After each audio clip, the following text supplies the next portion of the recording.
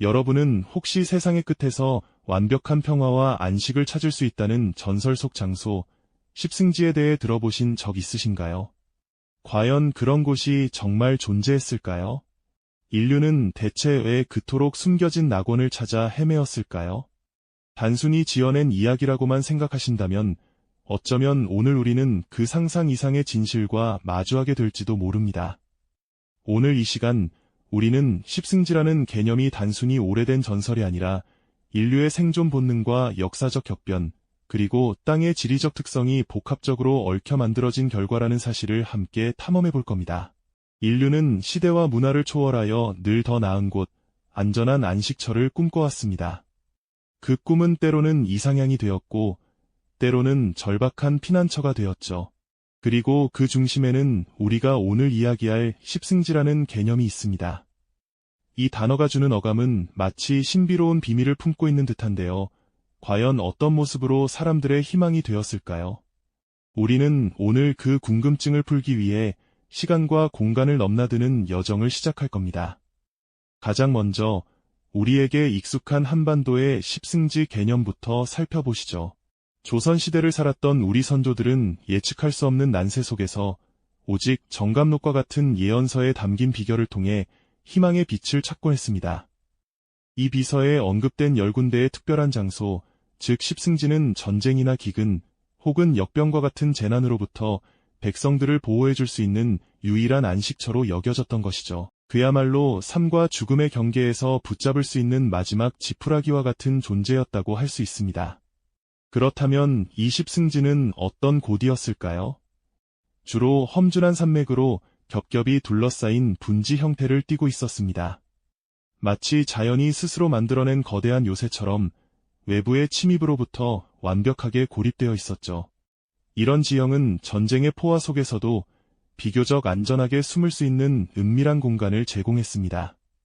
게다가 이런 곳들은 대개 비옥한 토지를 품고 있어 외부의 도움 없이도 자급자족이 가능한 환경을 제공했습니다.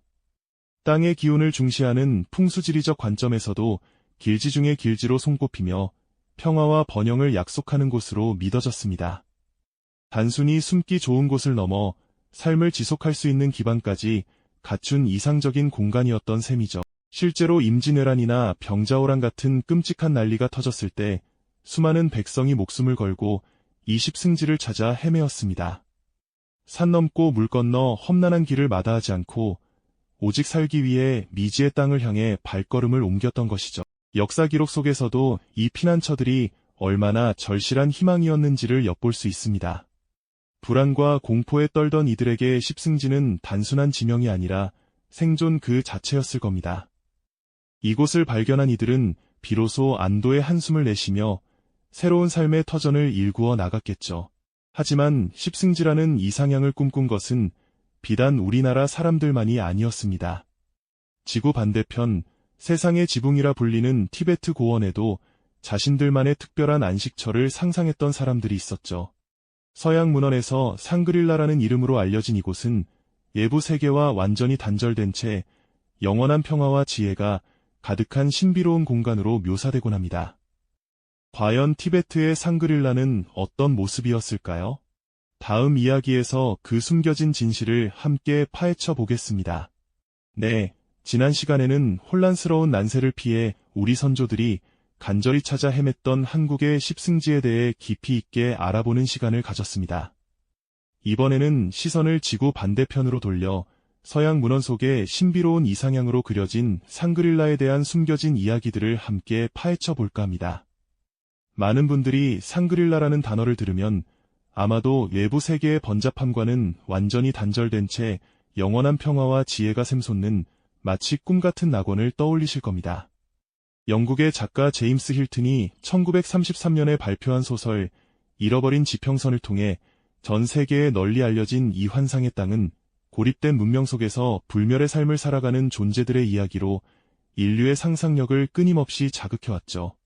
완벽한 안식과 지혜가 가득한 곳이라는 이미지는 과연 어디에서부터 시작되었을까요? 그 근원에는 어떤 진실이 숨어 있을까요? 실제로 상그릴라의 신화적 배경이 된 곳은 바로 세상의 지붕이라 불리는 장엄한 티베트 고원입니다. 평균 해발 4,000m가 넘는 고지대에 거대한 산맥들이 겹겹이 병풍처럼 둘러싸고 있는 이곳은 그야말로 자연이 만들어낸 거대한 요새나 다름없습니다. 숨쉬기조차 버거운 희박한 공기와 살을 내는 듯한 극심한 추위, 그리고 끝없이 펼쳐진 광활하고 척박한 대지는 외부 문명의 접근을 쉽사리 허락하지 않았죠. 이처럼 혹독하고 고립된 지리적 특성 덕분에 티베트는 오랜 세월 동안 외부 세계의 간섭으로부터 자유로울 수 있었고, 자신들만의 독자적인 문화와 깊이 있는 정신세계를 온전히 보존하며 꽃피울 수 있었던 겁니다. 외부와의 교류가 극히 제한된 환경은 물질적인 풍요나 세속적인 욕망보다는 내면의 평화와 영적인 성숙을 추구하는 티베트 불교의 심오한 가르침을 더욱 깊고 견고하게 발전시키는 토대가 되었습니다. 드넓게 펼쳐진 설산 속에 고요히 자리 잡은 고립된 사원들과 그 안에서 수행에 정진하는 승려들의 모습은 마치 시간마저 멈춘 듯한 신비롭고 고요한 분위기를 자아냅니다. 이곳의 사람들은 자연의 웅장함과 혹독함 앞에서 겸손함을 배우고 끊임없는 명상을 통해 번뇌를 벗어나 진정한 자아를 찾아가는 영적인 여정을 이어왔던 것이죠.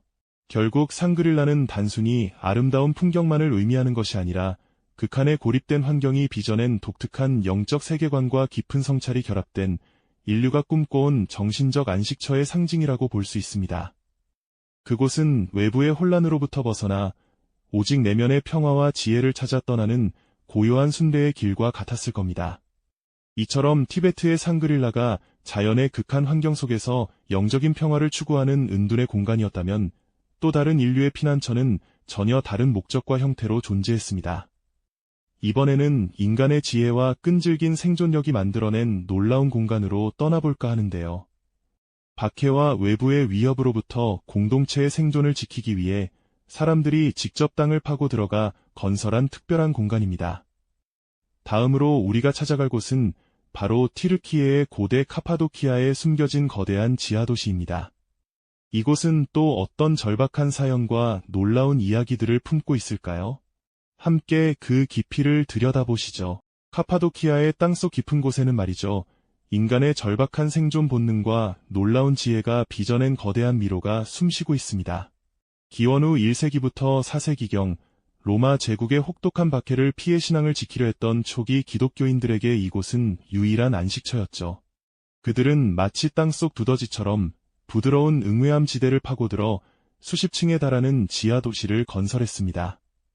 지상에서는 상상조차 할 수 없는 규모의 비밀스러운 세계를 만들어낸 겁니다.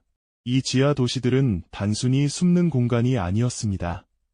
침입자들을 막기 위한 거대한 맷돌 같은 바위무늬 통로를 봉쇄했고, 좁고 복잡한 미로 같은 길은 외부인의 침투를 어렵게 만들었죠. 심지어 환기 시스템과 우물, 식량 저장고, 가축을 기르는 공간까지 갖춰져 수천 명의 사람들이 수개월간 외부와 단절된 채 살아갈 수 있도록 설계되었습니다. 어둠 속에서도 신앙을 지키고 공동체의 삶을 이어가려 했던 그들의 강인한 의지가 고스란히 느껴지는 대목입니다. 교회와 학교, 공동부엌 등 당시 사회가 필요로 했던 모든 기능들이 땅속에 오밀조밀하게 자리 잡고 있었으니 이곳은 단순한 피난처를 넘어 하나의 완벽한 지하 문명이었던 셈이죠. 박해의 그림자가 드리운 지상과는 달리 지하에서는 자신들만의 방식으로 평화로운 삶을 영위하며 희망을 잃지 않았던 겁니다. 좁은 통로를 따라 걷다 보면 어둠 속에서도 찬송가를 부르며 서로를 위로했을 그들의 목소리가 들려오는 듯한 착각마저 들곤 합니다. 인간이 극한의 상황 속에서도 공동체를 지키고 생명을 이어가기 위해 얼마나 창의적이고 끈질길 수 있는지 보여주는 감동적인 증거라고 할 수 있겠죠. 이제 우리는 세 곳의 특별한 피난처들을 살펴보았는데요. 한국의 십승지가 난세 속에서 자연의 품에 안겨 평화를 찾고자 했던 은둔의 공간이었다면 티베트의 상그릴라는 지리적 고립을 통해 영적인 성찰과 고요함을 추구했던 정신적인 안식처였습니다.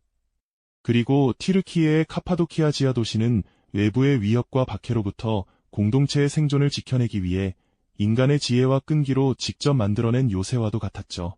이 세 곳은 얼핏 보면 각기 다른 목적과 배경을 가지고 있는 듯 보입니다. 한 곳은 풍수지리를 통해 선택된 자연의 보고였고, 다른 한 곳은 외부와 단절된 설산 속 영성의 요람이었으며, 또 다른 곳은 땅을 파고 들어가 건설한 인공적인 방어 기지였으니까요. 하지만 이 모든 곳에는 인류의 보편적인 염원이 담겨 있습니다.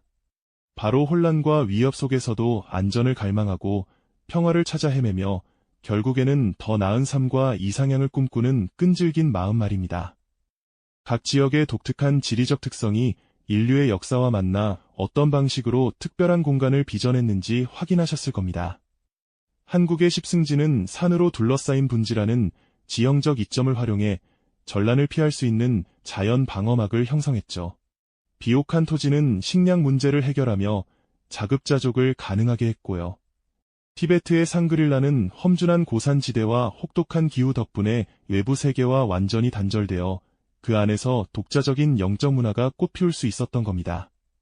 그리고 카파도키아의 지하 도시는 부드러운 응외암이라는 화산 활동이 남긴 독특한 지질 덕분에 사람들이 손쉽게 땅을 파고 들어가 거대한 지하 공간을 만들 수 있었던 것이고요. 이처럼 지형적 특징은 단순히 배경이 아니라 인류가 위협에 맞서 생존하고 문화를 꽃피우는데 결정적인 역할을 했던 주요한 요소였던 셈입니다.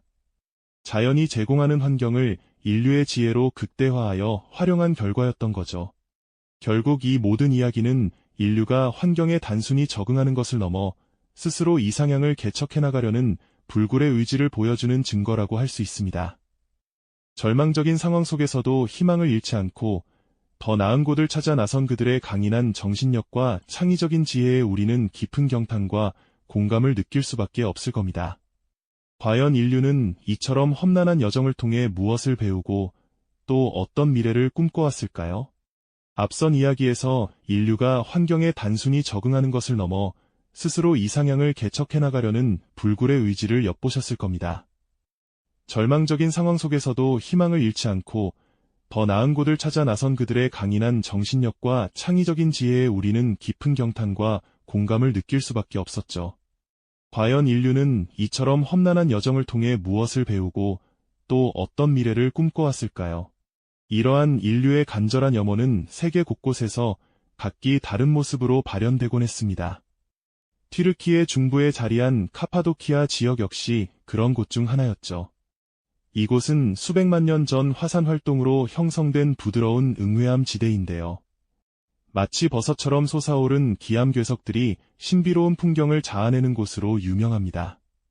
하지만 이곳이 단순한 관광 명소를 넘어 인류의 끈질긴 생존 의지를 보여주는 증거가 되었다는 사실을 아시나요? 초기 기독교 신자들이 로마 제국의 극심한 박해를 피해 숨어들었던 곳이 바로 카파도키아의 지하도시였습니다.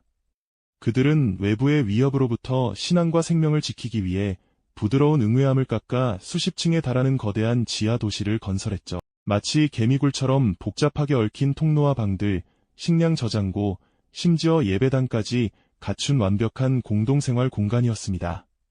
어둡고 좁은 통로를 따라 깊숙이 들어가면 외부 세계의 모든 소음과 위협으로부터 단절된 고요한 안식처를 만날 수 있었던 거죠.